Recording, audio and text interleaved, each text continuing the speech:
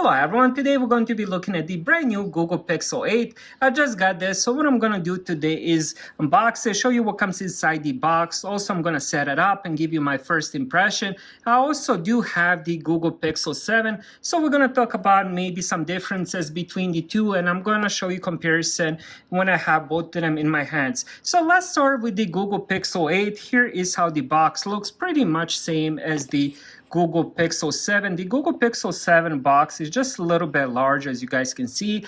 Once I open it, we'll see if the same stuff comes inside. So let's open that now. On the back of the box, nothing really, just says the phone. And I do have the regular Google Pixel 8 here. So let's open the box. It's so shiny, looks gorgeous. I do love the design of the Google Pixels. I gotta mention that because on every review I do talk about the design and how much I love it. So here is how it looks. So inside the box, looks like it's the same thing as from the Google Pixel 7. So we get this little thing, USB-C to Type-A adapter. Then we do get the pretty large cable, USB-C to USB-C. Pretty good quality as well. And then we get a little bit of paperwork. And I guess I can show you all that.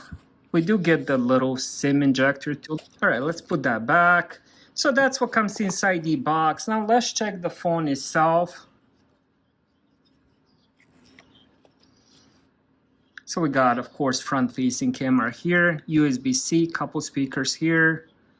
Then on this side, we have the power and the volume rockers, microphone, and then on this side, we have the SIM card slot. I believe they don't support the SD card expansion.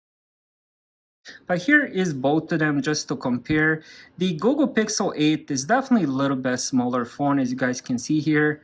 Now let's check the width. It does look a little bit smaller on the side as well, but it's definitely a shorter phone, as you guys can see. So it does have a smaller screen.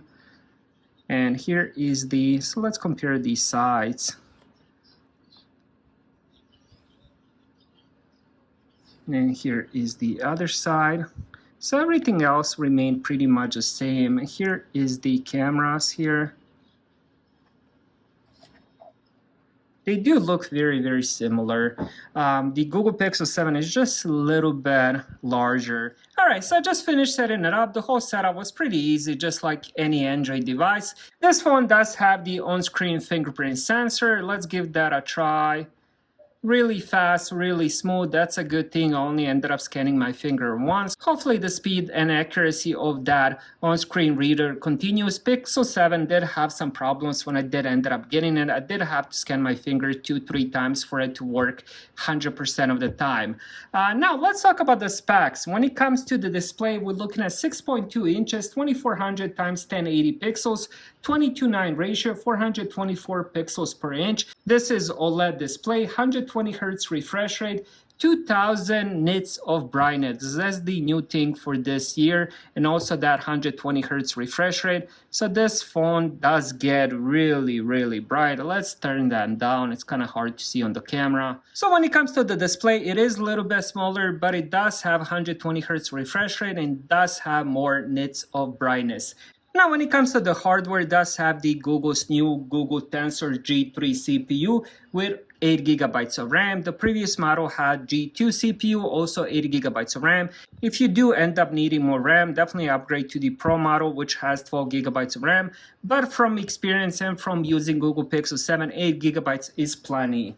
Now, when it comes to the battery, it does have 4,575 milliamps. This does support fast charging and the Qi wireless charging as well. Now, when it comes to the cameras, it does have 10.5 megapixel front-facing camera, and on the back, it does have dual cameras. So we have 50 megapixel main with the aperture of 1.7. Then we also have 12 megapixel ultra with the aperture of 2.2. This, of course, will record in the 4K. And here is both of the pixels side to side. You can definitely tell the Google Pixel 8 is smaller phone. To be honest, I really do love the size of this phone. It kind of fits inside my hand really nicely.